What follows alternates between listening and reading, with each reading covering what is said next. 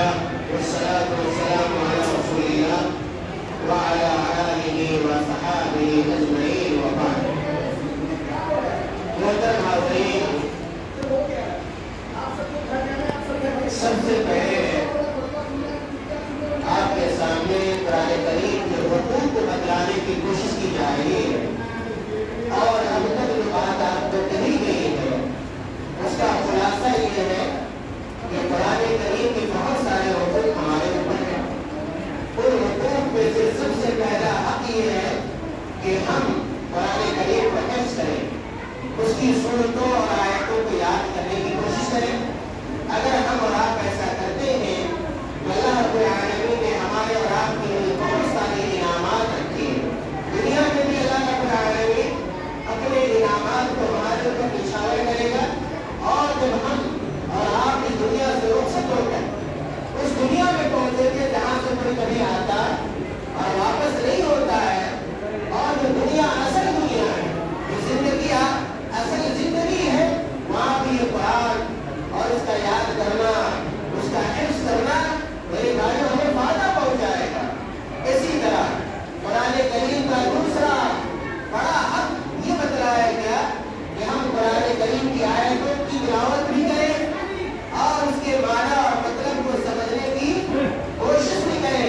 اور اللہ رب العالمین نے ان لوگوں کو ڈانٹا ہے، بتایا ہے، ان لوگوں کی ضرورت توفیق کی ہے جو قرآن کریم کو پڑھتے تو ہے لیکن سمجھتے نہیں ہیں یا سمجھنے کی کوشش نہیں کرتے ہیں۔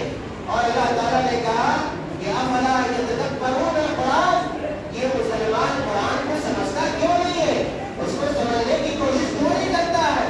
کیا یہ مسلمان ایسے ہیں جن کے دلوں پر تالے پڑے ہوئے ہیں، کسی چیز پر تالا لگا دیا جائے تو کوئی اسے کھول نہیں سکتا ہے؟ کیا ایسے ہی مسلمانوں کا دل ہو گیا ہے، ان کے سینے ہو گئے؟ پتہ یہ چلا کہ ہمیں قرآن کریم کو سمجھنے کی بھی کوشش کرنی چاہیے۔ آج دنیا کے تمام تقریباً زبانوں میں، تمام جو بھی رائج زبانیں ہیں، تمام زبانوں میں قرآن کا ترجمہ موجود ہے۔ اگر آپ اردو میں پڑھنا چاہتے ہیں، اردو پڑھنا جانتے ہیں، قرآن کا ترجمہ اردو میں بھی ہے۔ انگریزی جانتے ہیں، قرآن کا ترجمہ اس کی تفسیر انگریزی میں بھی ہے۔ اگر آپ ہندی پڑھ سکتے ہیں تو قرآن کا ترجمہ ہندی میں بھی ہے، اس کی تفسیر ہندی میں بھی موجود ہے۔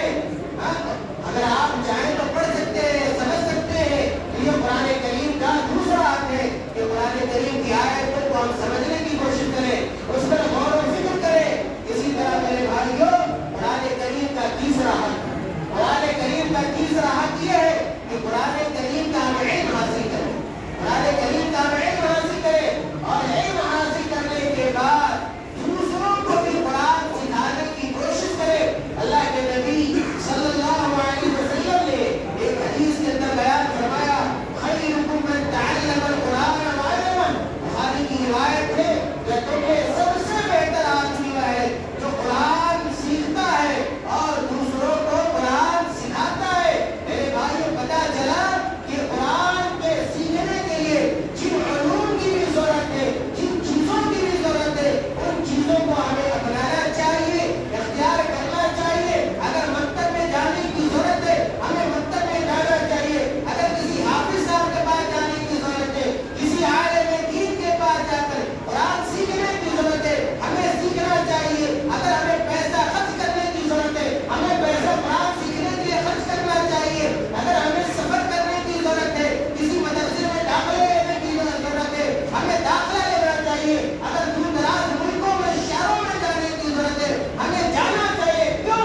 اس لیے کہ ہم قرآن کا علم حاصل کریں، اور اگر اللہ تعالیٰ ہمیں قرآن کے علم سے مالا مال کرتا ہے، قرآن کے علم سے نوازتا ہے، تو ہمیں اس کو اپنی حد تک محدود نہیں رکھنا چاہیے، بلکہ قرآن کے علم سے دوسروں کو بھی روشناس کرانا چاہیے، قرآن کا علم دوسروں کو بھی سکھانا چاہیے۔ اس لیے کہ جب قرآن کا علم ہمارے پاس ہوگا، سماج اور معاشرے میں دوسرے لوگوں کے پاس ہوگا، تو معاشرے سے برائیاں ختم ہوگی، معاشرے سے بے حیائیاں ختم ہوگی، اور ہمارا معاشرہ اچھا معاشرہ بنے گا، ہمارا معاشرہ بہتر معاشرہ بنے گا، ہمارا معاشرہ قرآن والا معاشرہ ہوگا، ہمارا معاشرہ اللہ کے نبی صلی اللہ علیہ وسلم کی سنت والا معاشرہ ہوگا۔ یہ قرآن کا تیسرا حق ہے کہ قرآن کا ہم علم حاصل